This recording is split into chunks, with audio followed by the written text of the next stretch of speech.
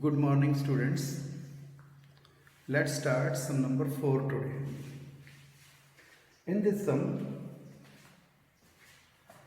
express 0.999 dot in the form P upon Q. Are you surprised by your answer? With your teacher and classmates, discuss why the answer makes sense. तो देखिए 0.99999 dot इसको हम 0.9 बार लिख सकते हैं। तो let x equal to 0.9 bar. Decimal के बाद सीधा ही बार है, इसलिए हम इसको फर्स्ट स्टेटमेंट मान लेते हैं। अब हमें एक और स्टेटमेंट चाहिए जिसमें पॉइंट के बाद 9 पे बार आए, and for doing so we will multiply this statement by 10, multiplying both sides by 10 into x 10x। और जब हम इसको 10 से मल्टीप्लाई करते हैं तो ये डेसिमल यहां से यहां आ जाएगा 9.9 बार। Now subtracting 1 from 2, subtracting 1 from 2, 10x minus x that is 9x। Decimal के बाद दोनों में सेम नंबर है, 9 बार, सो 9 में से 0 लेस किया 9, तो 9x equals to 9, x equals to 9 upon 9, तो x equals to 1। That means 0.9999 dot equals to 1। Now does the answer makes the sense? First, are you surprised by your answer? Yes. Now, does the answer make the sense? Yes, because 0.999 बार या 0.9 बार 1 के बिल्कुल करीब है। The difference between 1 and this number is negligible. So, yes, we are surprised by the answer.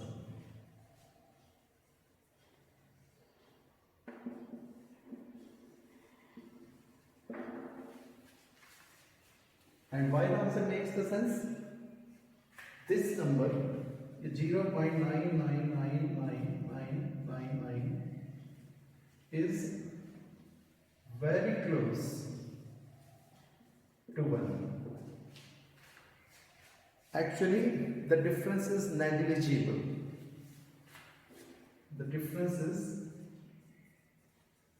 difference between 0.9 bar and 1 is negligible. Therefore, 0.999 equals to 1 is justified. This is the way you will do this. Let's do sum number 5 now. What can be the maximum number of digits be in the repeating block of digits in the decimal expansion of 1 upon 17? Perform the division and check your answer.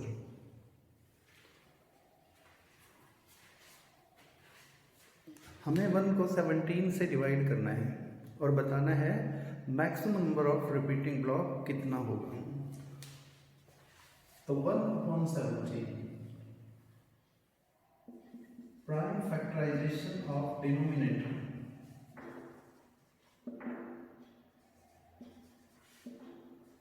Is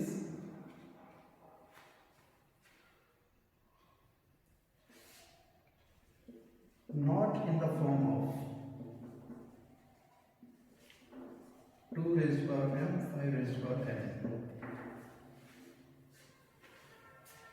देखो, जब terminating decimal होता है तो denominator की prime factorisation के factor या तो 2 से बनते हैं या 5 से बनते हैं या 2 और 5 से मिल के बनते हैं जब टर्मिनेटिंग डेसिमल होता है।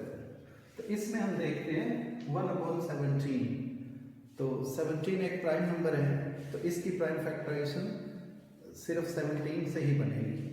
तो डिनोमिनेटर की प्राइम फैक्टराइजेशन 2 और 5 से हट के है, इसलिए maximum number of repeating block इसमें 17 - 1 16 होगा। Therefore, maximum number of digits be in the repeating block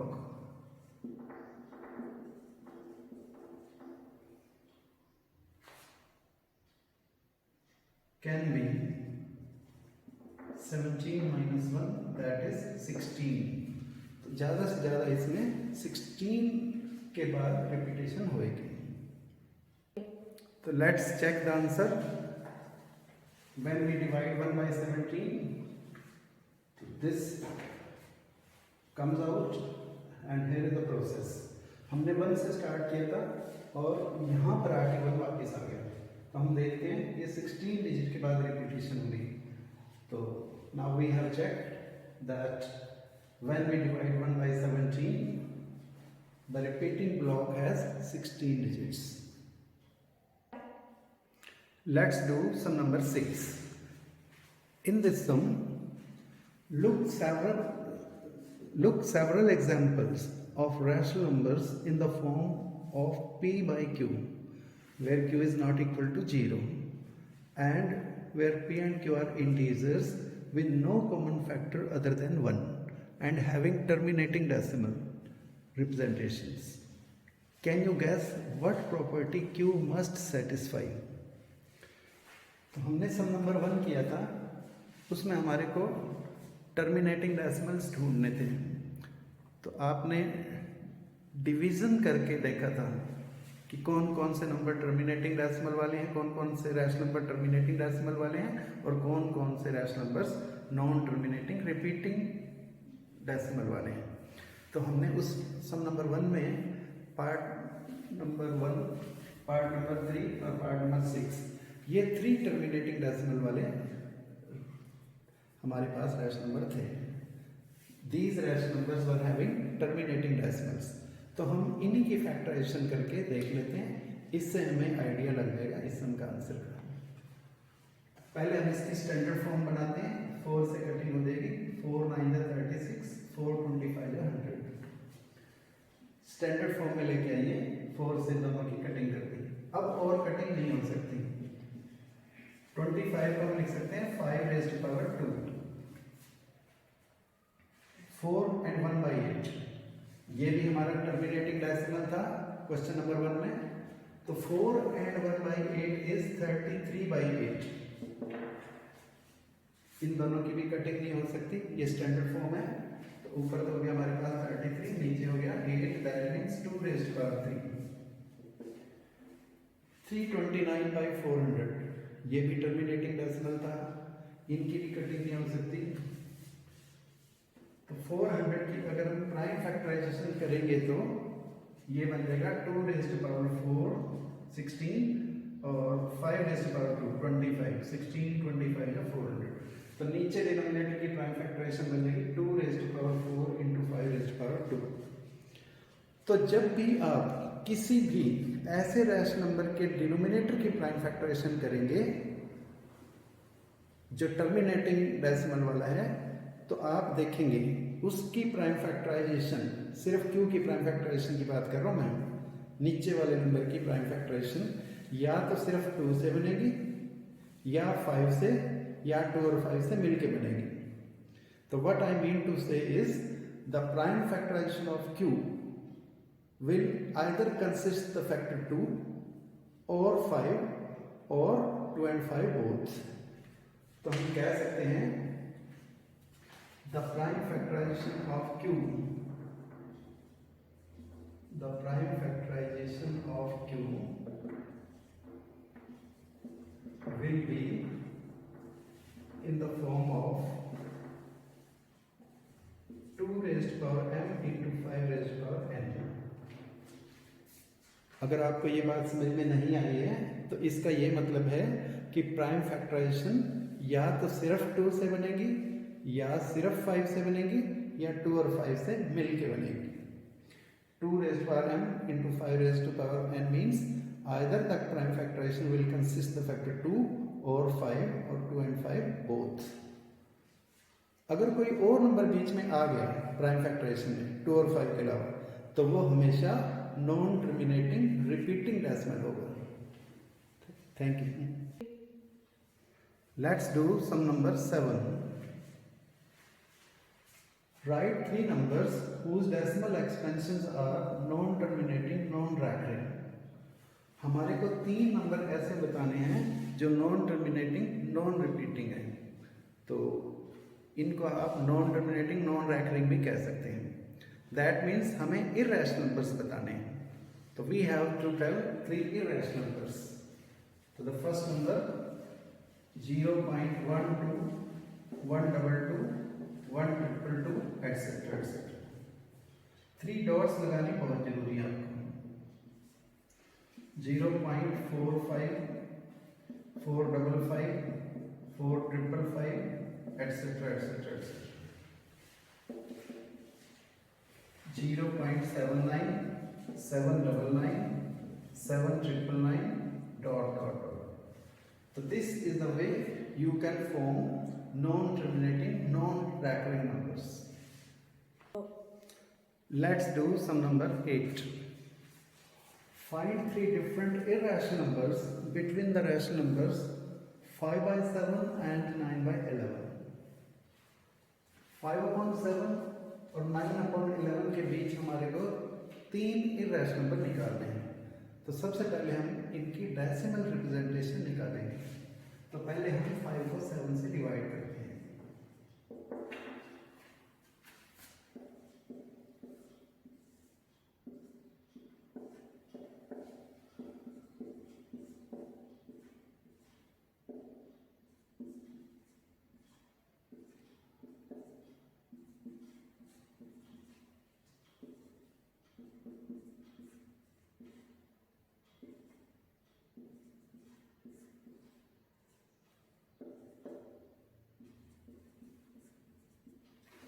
हमने 5 से स्टार्ट किया था और यहाँ पे रिमाइंडर आ गया 5, तो अब हम और आगे नहीं जाएंगे, यहीं पर ही डिवीजन बंद कर देंगे।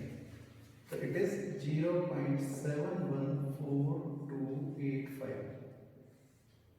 ये तो थी 5/7 की डेसिमल रिप्रेजेंटेशन। अब हम करेंगे 9/11 की डेसिमल रिप्रेजेंटेशन।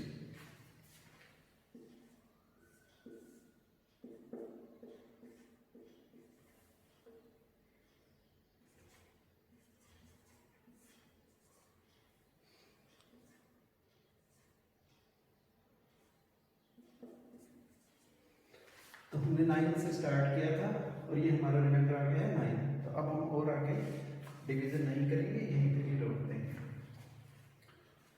तो 9/11 इज 0.81 बार। अब हमारे को 3 रैशनल नंबर्स निकालने हैं जो 0.714285 से बड़ा हो और 0.81 से छोटा हो। इन दोनों के बीच में आपके 3 इर्रेशनल नंबर निकालने हैं। हम लिखेंगे 3 irrational numbers, 3 irrational numbers between 5/7 and 9/11 are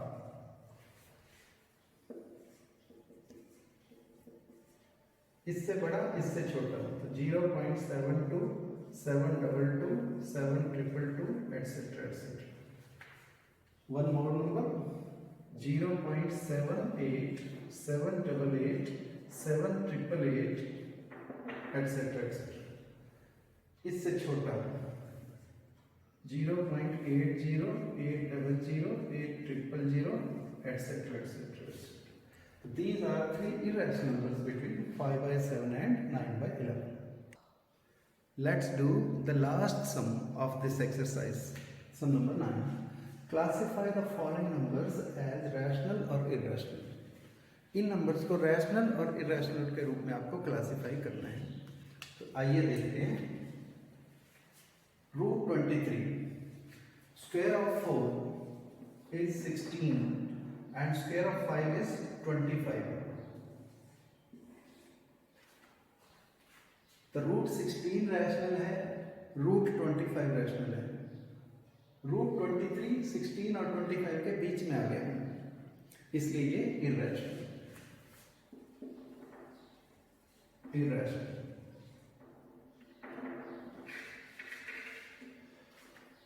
√225 square of 15 is 225. The √225 equals to 15, therefore it is rational. 0.3796 आप देखते हो लास्ट में कोई रिपीटेशन नहीं है, तो अगर हम इसका डेसिमल हटाएं तो ये 3796 बाय 10,000 हो जाएगा। तो ऊपर p की फॉर्म, नीचे q की फॉर्म, और वैसे भी ये टर्मिनेटिंग डेसिमल है, तो ये rational, it is rational. 7.478478, that means 7.478 bar. So this is non-terminating and recurring. Non-terminating and recurring decimal होता है वो rational होता है, तो it is rational.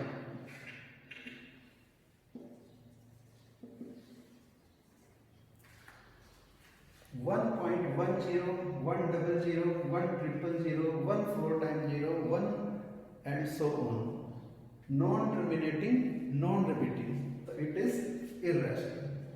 Non-terminating, non-repeating को हम कहते हैं irrational. So the last one is irrational.